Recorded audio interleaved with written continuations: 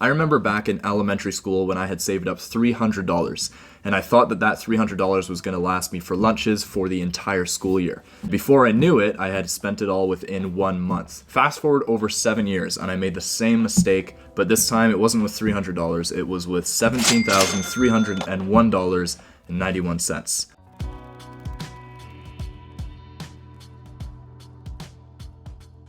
I made a really good amount of money that summer because I was working my ass off at the window cleaning business that I ran. I was doing 80-hour weeks most of the time, sometimes cleaning houses by myself, doing window cleaning, eaves troughs cleaning, and siding cleaning. When I was making all that money, I didn't put enough effort into tracking all of my expenses. So I didn't actually realize at the time that I had $17,301.91. So I had all this money saved up, and what I did with it was I just started spending it. I didn't feel bad about spending it on a meal here, meal there, or some clothing, and all of the expenses started to add up slowly over time. And after a couple years of keeping up this habit of just spending it without thinking that I was losing much money, I ended up with $0 of it left. That was barely a year ago, and to think that I had all that money now makes me feel like an idiot because I could have spent it on so many better things that could eventually make me more money, like investments or putting even a bit of it into a savings account. It's one thing to be 22 years old when it happened and to lose a bunch of money, but it's different when I grow up and I have a family that is counting on me. So I started budgeting, and I found that it's been very helpful ever since for my financial life.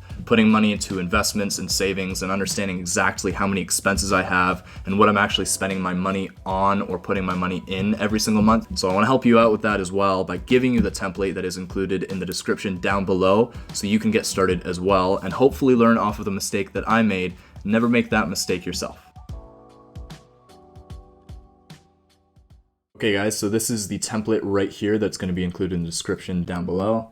On the right side here, you can see that you have your expenses and income columns. So this is where you input any purchases that you have or input any income that you get. As an example right here, let's say that you spent $100 on shirts today. So let's put today as the 10th, and then you spent $100 and it was for shirts. Then right here in the categories, there's a drop-down menu where it shows you the categories that correspond with your expenses shown here. So expenses category corresponds with the expenses column here on the left, and the income category corresponds with the income graph shown right here. So if I put in shirts right now and it's at $100, it doesn't show up anywhere until I actually press clothing, and now it's going to show up right here. Everything in orange can be edited. Everything in white is already taken care of because it has a formula built into it. So anyways, you have your expenses and then you have your income here that you can see. Let's start with those. So expenses I already explained. You can add as many as you want. If you have gas that you have to pay, you can put in gas right here, etc. And then it'll also show up right here, gas right there. So on the income side, it's the same sort of thing. You have your job, you have your side job here, and then you have a few empty slots that you can add things into. Let's say that you made today $1,000 from your main job. You're doing super well. Life is great. And you can also put it in side job and switch it up however you want. And also with the planned amount right here for the job, you can put that you plan to make $2,000 this month. And so there's a difference of $1,000 now shown here, and it's in red because unlike the expenses, you want to actually have more than your actual planned amount. So for the allocation side of it, you'll see right here that there's a red percentage amount. These numbers here should add to 100%. So let's say all of my money is going into personal spending. Let's do 100% then. Then 100% of my money that I make this month is going to personal spending, and it'll show up right here. Let's say instead of spending it all on personal spending, you actually want to save some of it. In that case, let's do 50% to savings. And then you'd have to change this to 50% to personal spending to add up to that 100%. We go down to accounts total. So this is your total amount per account. And this is your total over time, so not just for this month. So personal spending right here only shows $400 in total when you actually have $500 showing up here in allocation. The reason why is this number right here shows up before expenses are considered. So your expenses are taken out of personal spending. So right here I have $400, which is the $500 right here, minus the $100 that I've spent so far in expenses. And then this number right here is in theory your net income. Account transfers right here is for if you want to transfer money between accounts. Let's say you have a lot of money left over in personal spending and you want to allocate it at the end of the month to investments. What you can do is go here at the end of the month put in the amount for, let's say, $200 out of that $400 amount.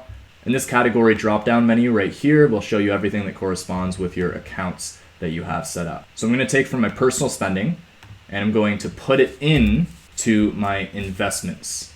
And I have to put the exact amount in there. And now you'll see that investments has $200 and personal spending went up to $600 and it says not equal here. Now I did that on purpose. The reason why is because I didn't put a negative before the 200. You have to put a negative in front of the amount that you're taking away. So instead of 200, it's going to be negative 200. And now it shows up as equal because this not equal sign isn't there. Thanks for checking this out, guys. Again, it'll be in the description down below. There's some little tips up here, but I'll have a lot more on the processes sheet, so just look out for that. Saving money and investing can seem very daunting at first glance, especially for those who don't have experience or are worried about risk. Sites like Wealthsimple and EQ Bank make it very easy to get started. Wealthsimple is a great app for Canadians to use to start investing in ETFs or stocks. And EQ Bank has one of the highest interest rates for Canadians at 1.7% annually with no fees whatsoever. All you have to do to get started is click the links in the description down below. I use both of these sites personally, and in my opinion, it's a great way to start growing your wealth at any age. A good budget can be really simple and hardly take time out of your day to use. I use mine on Google Sheets so it can be accessed at any time, offline and online. And I also have it saved to Google Drive so I can use it as a widget on my phone. I'll quickly go over right now how I budget on a daily as well as a monthly basis.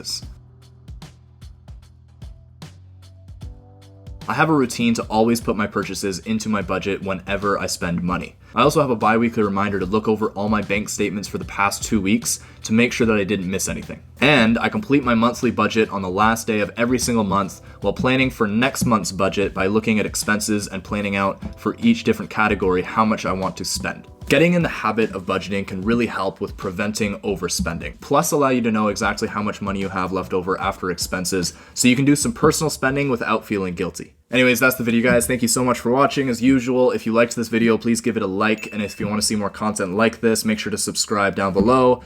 Take care for now and stay practical. Yeah, your heart is a sun and it shines as it opens. Well, your heart is a sun and it shines as it